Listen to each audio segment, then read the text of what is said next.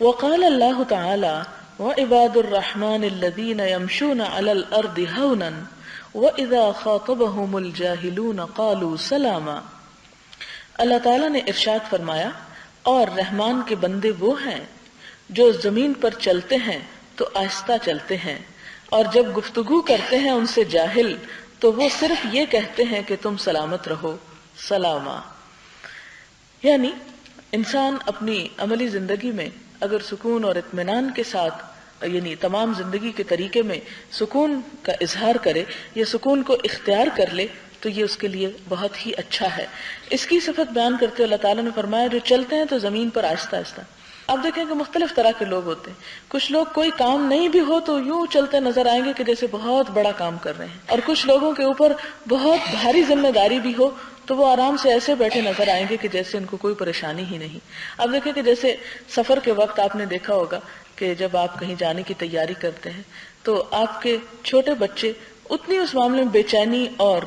بچپنا دکھاتے ہیں اور بار بار سامان اٹھا کر اندر باہر جلدی کرو جلدی چلو اور ایک شور مچائے رکھتے ہیں، لیکن جتنے سمجھدار لوگ ہوتے ہیں ان کو معلوم ہے کہ اب جانے کا سامان تیار ہے یا وقت ابھی ہے کہ اس میں انسان کچھ اور کام کر سکے، تو وہ اس بے چینی اور پریشانی کا اظہار نہیں کرتے۔ یہی وجہ کہ آپ نے دیکھا ہوگا کہ کچھ لوگوں کے پیٹ میں درد شروع ہو جاتا ہے جب وہ کوئی سفر اختیار کرتے ہیں یا کوئی بڑا کام کرتے ہیں، تو یہ کیا ہے کہ ایکسائٹمنٹ ہوتی ہے، سکون اور طمانینت کی کمی ہوتی ہے اور انسان کو اپنے اوپر اعتماد کم ہوتا ہے، لہذا وہ خوف کا شکار ہو جاتا ہے۔ جبکہ خوف کا شکار ہونے کے بعد انسان اپنی زندگی میں زیادہ بہتر طور پر کام نہیں کر سکتا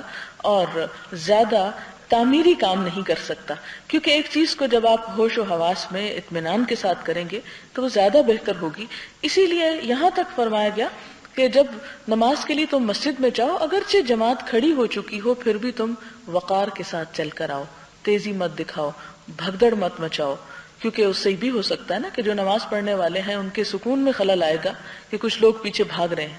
اور ان کو یہ تو نہیں پتا کہ لوگ بھاگ کر آ رہے ہیں یا بھاگ کر جا رہے ہیں، کیونکہ اگر شیطان اس وقت ذہن میں یہ خیال ڈال دے کہ کچھ لوگ نماز چھوڑ کے بھاگ رہے ہیں تو شاید جو دوسرے نماز پڑھنے والے ہیں وہ بھی توڑنے کا ارادہ کر لیں۔ تو اس لیے سکون اور اطمینان اور اس کا سب سے پہلے اظہار جو ہے انسان کی چال میں ہوتا ہے، اور چال ایک سمبل بھی آپ اس کو کہہ سکتے ہیں کہ زندگی میں انسان جو کچھ بھی کرتا ہے وہ دراصل کیا ہے، اس کی چال ہے، اس کا عمل ہے۔ تو فرمایا کہ جو زمین پر آہستہ چلتے ہیں اور جب گفتگو کرتے ہیں جاہلوں سے تو کہتے ہیں تم پر سلامتی ہو۔ اب دیکھیں کہ بعض اوقات آپ جیسے اسپیچ ہی کسی کی سنتے ہیں، تقریر ہی سنتے ہیں، تو بعض اوقات یعنی خطیب حضرات اتنا شور مچاتے ہیں بات کرتے وقت، حالانکہ اگر اس سارے شور کے اندر یہ دیکھا جائے کہ بات کہی کیا گئی تو وہ بالکل ایک معمولی بات ہوگی جو کنوے کی گئی ہوگی، لیکن وہ سارا عمل اس کو ملا کر ایک ایسے سٹائل میں پیش کرے گا کہ جس سے سننے والوں کے اوپر ایک پریشانی یا ایک بدمزگی کی کیفیت جو ہے وہ گزر سکتی ہے۔ تو اس میں گفتگو میں سکون جو ہے وہ بات کو بہتر طور پر دوسرے کو پہنچا سکتا ہے۔ جذبات کا عمل دخل ہونا تو چاہیے، لیکن زیادہ جذباتی باتیں کرنے سے زیادہ بہتری نہیں ہو سکتی۔ اس میں یہ تو ہو سکتا ہے کہ آپ وقتی طور پر کسی کو رلا دیں، کسی کو ہنسا دیں، اس کے جذبات سے کسی بھی طرح آپ کھیلیں، لیکن عملی طور پر وہ بات زیادہ دیر پا نہیں ہو سکتی، زیادہ مفید نہیں ہو سکتی۔ اسی لیے تعلیم کے میدان میں حضور اکرم صلی اللہ علیہ وسلم کا طریق کلام اور طریق تبلیغ جو ہے بہترین طریقہ ہے کہ جس میں آپ صلی اللہ علیہ وسلم کے بارے میں تو یہاں تک ملتا ہے کہ آپ اس طرح گفتگو فرماتے تھے بعضوں کا سکھاتے وقت کہ آپ کا ایک ایک لفظ گنا جا سکتا تھا، یعنی آہستہ گفتگو فرماتے۔ پھر اسی طرح یہ ہے کہ آپ صلی اللہ علیہ وسلم جب گفتگو فرماتے تو اس میں کچھ چیزیں 3 مرتبہ بھی دہراتے تھے تاکہ سننے والا اس کو سن کر سمجھ سکے۔ ہم چونکہ ہر وقت جلدی میں ہوتے ہیں تو اس لیے سوچتے ہیں کہ بس جلدی جلدی بات پہنچائیں تو شاید اسی طرح دوسرا سمجھ سکے یا سن سکے، حالانکہ جلدی کی ہوئی بات یعنی جلدی جا بھی سکتی ہے، اور جو بات آرام سے کی جائے، سکون کے ساتھ کی جائے، اس کو کنوے کرنے میں بھی آسانی ہوتی ہے اور دوسرے کو سمجھنے میں بھی آسانی ہوتی ہے، اس کو کرنے میں بھی آسانی ہوتی ہے۔ تو اس چیز کا بہرحال ہمیں خیال رکھنا چاہیے۔ ہم ان تمام چیزوں کو، ان تمام اصولوں اور ضابطوں کو بظاہر دیکھ کر خوش بھی ہوتے ہیں اور اپریشیٹ کرتے ہیں کہ ہاں ایسا ہونا چاہیے، لیکن جب اپنی عملی زندگی میں اس کے عمل کا تعلق آتا ہے تو پھر ہم عموماً ان کو بھول جاتے ہیں۔ اس کی وجہ یہ ہے کہ کوئی بھی چیز صرف اس طرح انسان کی زندگی میں نہیں آ سکتی کہ وہ اس کو اچھا سمجھتا ہے۔ یہ پہلا سٹیپ تو ضرور ہو سکتا ہے، لیکن اس کے لیے پریکٹس اور کوشش کی ضرورت ہے۔ آپ گفتگو کرتے ہوئے اپنے آپ کو خود جج کریں کہ میری گفتگو کیا ضرورت سے زیادہ تیز تھی یا آہستہ تھی، کیونکہ کچھ لوگ بہت آہستہ بھی جب بولتے ہیں تو بولنے کا انداز ایسا ہے کہ دوسرے سننے والے سو ہی جائیں یا وہ درمیان گفتگو کہیں اور ذہنی تفریح شروع کر دیں۔ تو اس میں ان تمام حکمت کی باتوں کا لحاظ اور پاس رکھنا ضروری ہے، اور سب سے بہتر طور پر انسان خود اپنے آپ کو جج کر سکتا ہے، خود محسوس کر سکتا ہے کہ اس کی سپیڈ کیسی ہے، مناسب ہے یا نہیں۔ اور یہاں پر خاص طور پر جو فرمایا گیا، جو آیت میں آتا ہے کہ جاہلوں سے جب بات کرتے ہیں، آپ دیکھیں کہ جب آپ سے کوئی بات کرتا ہے تو عموماً جواب میں انسان کے اندر وہ جو نقل کی ایک کیفیت ہے، نقل اتارنے کی، اور آپ نے دیکھا ہوگا کہ عموماً بچے جب بڑے ہوتے ہیں تو سیکھنے کی عمر کو آتے تو ہر ایک کی نقل اتارتے، جو کوئی بولتا ہے اسی طرح طوطے کی طرح جواب میں ریپیٹ کر دیتے ہیں۔ یہ نقل کی عادت جو ہے یہ اپنی جگہ بڑی مفید بھی ہے، کیونکہ انسان اس وقت تک سیکھ نہیں سکتا جب تک وہ نقل اتار نہیں سکتا، کہ جو کچھ سیکھتا ہے وہ کلام یا گفتگو بھی وہ دراصل کس سے آتی ہے، وہ نقل اتارنے کی جو انسان کی صلاحیت ہے اس سے آتی ہے۔ اپنی جگہ یہ ایک اچھی چیز صحیح، لیکن آپ دیکھیں کہ جب آپ سے کوئی اچھی طرح بات کرتا ہے تو جواب میں آپ بھی اس کے ساتھ نارمل انداز میں بات کرتے ہیں، لیکن بعض اوقات یہ ہوتا ہے کہ جب آپ سے کوئی اکھڑ پن کا رویہ اختیار کرتا ہے تو پھر آپ کنٹرول کرنا مشکل ہوتے ہیں، آپ جواب میں اس سے زیادہ اکھڑ بن کے اس کو دبانے کی کوشش کرتے ہیں۔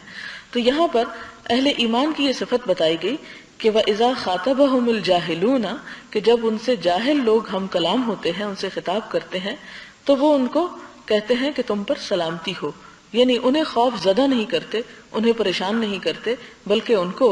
اطمینان میں اور کانفیڈنس دیتے ہیں ان کو۔ اس میں آپ دیکھیں کہ استاد کے لیے بھی یہاں پر ایک بہت بڑی نصیحت کی بات ہے کہ عموماً استاد وہی ہوتا ہے جو سکھانے والا ہو، اور کس کو سکھاتا ہے؟ لا علم لوگوں کو سکھاتا ہے، یعنی وہ بھی ایک طرح سے جاہلی میں شمار ہوتے ہیں۔ اگر کسی شخص کو وہ سب کچھ آتا ہوتا تو وہ پھر شاگرد نہ ہوتا، پھر وہ بھی استاد ہوتا۔ وہ سیکھنے کے لیے تو آیا ہے، وہ اس بات کا اعتراف ہی تو کر رہا ہے کہ اسے نہیں آتا اور اسے سکھایا جائے۔ لیکن اگر سکھانے میں غیر ضروری شدت اور غیر ضروری روب استعمال کیا جائے تو اس سے پھر سیکھنے کی کیپیسٹی کم ہو سکتی ہے۔ تو قالو سلامہ کا یہ ضروری نہیں کہ اس وقت ان کو سلام بولتے ہیں، بلکہ یہ ہے کہ ان کے انداز میں اور ان کے طریقہ کار میں کیا ہے، تسکین ٹپکتی ہے، اطمینان ٹپکتا ہے، کہ جس سے دوسرا شخص اطمینان سے پھر سیکھ سکے۔ آپ صلی اللہ علیہ وسلم کے بارے میں حضرت عائشہ فرماتی ہیں، ان عائشہ رضی اللہ عنہا قالت ما رأيت رسول اللہ صلی اللہ علیہ وسلم مستجمعا قط ضاحكا حتى ترى منه لهواته انما كان يتبسم متفق علیہ۔ حضرت عائشہ صدیقہ رضی اللہ تعالی عنہا سے مروی ہے، فرمایا میں نے حضور صلی اللہ علیہ وسلم کو کبھی اتنے زور سے ہنستے نہیں دیکھا کہ آپ کے منہ کا اندرونی بالائی حصہ نظر آتا ہو۔ آپ صرف تبسم فرمایا کرتے تھے، یعنی پوری طرح منہ کھول کے نہیں ہنستے تھے،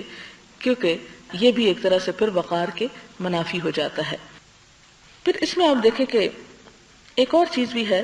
کہ اس چیز کو کیوں ناپسند کیا گیا یا کیوں اس سے منع کیا گیا کہ بہت زیادہ زور زور سے انسان نہ ہنسے اور بہت ہنستا ہی نہ چلا جائے۔ اس کی ایک بنیادی وجہ یہ ہے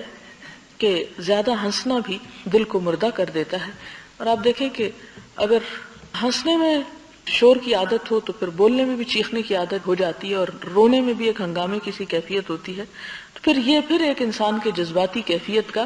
اظہار کرتا ہے۔ تو اس لیے اعتدال کی جب بات ہوئی، سکون اور اطمینان اور وقار کی جب بات ہوئی، تو پھر وہ تمام چیزوں میں آیا۔ اور کوئی بھی چیز جو ایک اعتدال کے ساتھ کام کرتی ہے وہ دیر تک کام کر سکتی ہے بنسبت اس چیز کے کہ جو ایک طوفان کی طرح آئے تو وہ طوفان کی طرح ہی جاتی۔ آپ دیکھیں کہ جیسے آہستہ پانی جب بہتا ہے تو اسے بہتے ہوئے اور گزرتے ہوئے ایک وقت لگتا ہے، لیکن جب تیز ایک ریلا آتا ہے تو آپ دیکھیں وہ آتا ہے اور لمحوں میں چلا جاتا ہے۔ تو چونکہ آپ صلی اللہ علیہ وسلم ایک معلم تھے، سکھانے والے تھے، اور آپ آخری نبی تھے، لہٰذا آپ جو کچھ سکھا رہے تھے وہ اس لیے تھا تاکہ وہ لوگوں کے اندر